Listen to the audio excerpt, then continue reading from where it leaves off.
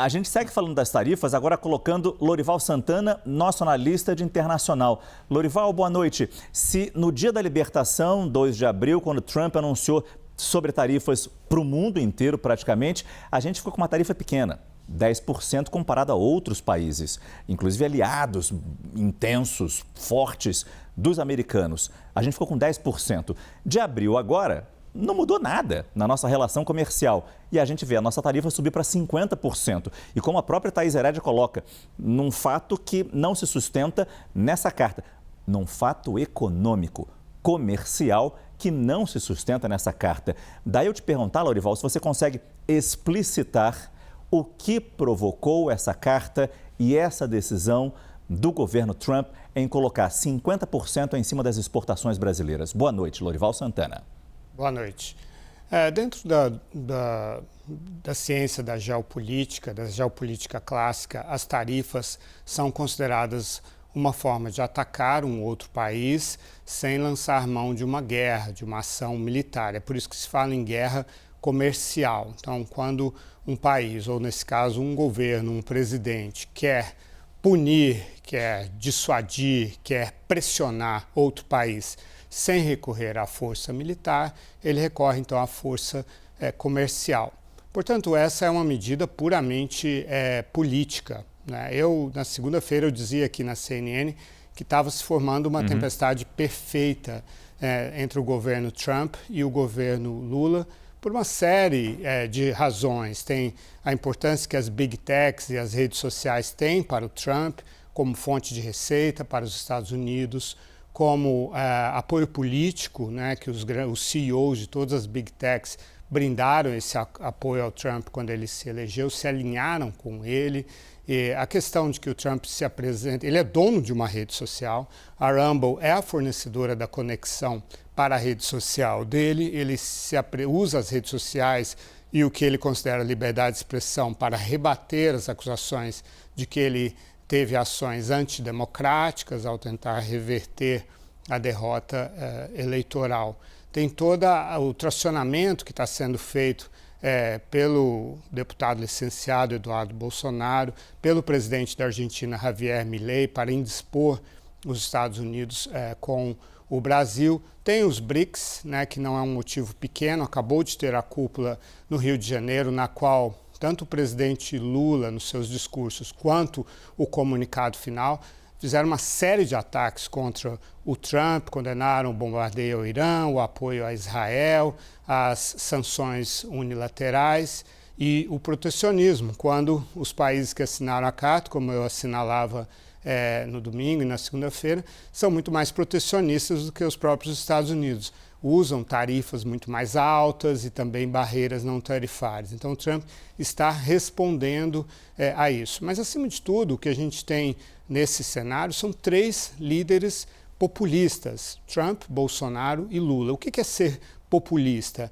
É agir de uma forma que exalta o seu próprio papel como um salvador da pátria, como um líder insubstituível. Isso é mais importante na ação de um líder populista do que resultados, a técnica, a estatística, os dados, as políticas econômicas, as políticas públicas. Então, esse é um choque que envolve 3 líderes populistas que estão interessados em elevar o seu perfil, o seu papel pessoal, a sua personalidade. E aí, quando você tem 3 pessoas agindo dessa forma, é natural que a questão econômica, as questões técnicas fiquem em segundo plano. Mas você ficou surpreso, não com a decisão das tarifas de 50%, mas que nessa carta, Lorival, que anuncia a sobretarifa de 50% em cima dos produtos brasileiros, que Trump tivesse incluído, em primeiro lugar, no primeiro parágrafo, o julgamento de Jair Bolsonaro tem que parar imediatamente. Na próxima linha, as eleições, ataques insidiosos às eleições. Na sequência, ataques às plataformas de mídias sociais. E só lá embaixo vem a taxação mais explícita de 50%. Surpreendeu você que na mesma carta ele colocasse todos esses pontos? Ele listasse esses pontos todos antes de vir com a sobretaxa? Ele usa a expressão caça às bruxas, né, em relação ao Bolsonaro no Brasil, que é exatamente a mesma expressão que ele usa em relação a ele mesmo nos Estados Unidos. Em todos aqueles processos dos quais ele foi réu, ele dizia que estava sendo vítima de uma caça às bruxas. E aí ele tenta inverter os papéis, né? Como ele é acusado de ter atacado a democracia americana, e o Bolsonaro é acusado disso no Brasil, ele tenta inverter os papéis e colocar a ele próprio e ao Bolsonaro como os defensores da democracia, como se o STF, o governo brasileiro, estivessem tentando solapar a democracia brasileira. Então, isso sustenta aquilo que eu estava dizendo antes, quer dizer, são medidas políticas. Ele identifica no Brasil, no Bolsonaro, uma oportunidade para reafirmar a postura dele como um paladino da democracia contra uma esquerda que estaria atacando a democracia, para inverter as narrativas. Demonstra que para ele realmente é importante ele tentar recuperar uma reputação que foi bastante ferida pelo que aconteceu no dia 6 de janeiro de 2021 nos Estados Unidos, e lembro que a Câmara abriu um impeachment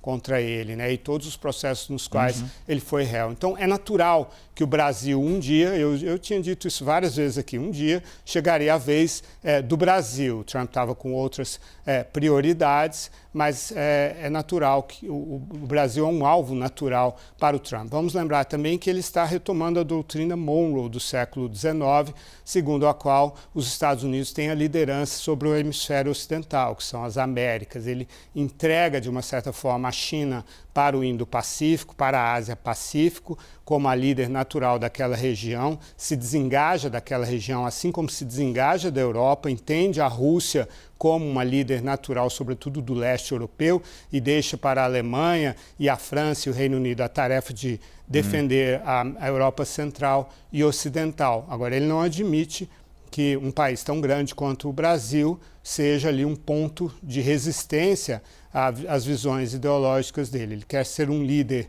da direita mundial e quer, sobretudo, que pelo menos o continente americano esteja alinhado. E o Javier Milei tem esse papel e tem trabalhado bastante nisso, certamente como um interlocutor preferencial dos Estados Unidos aqui.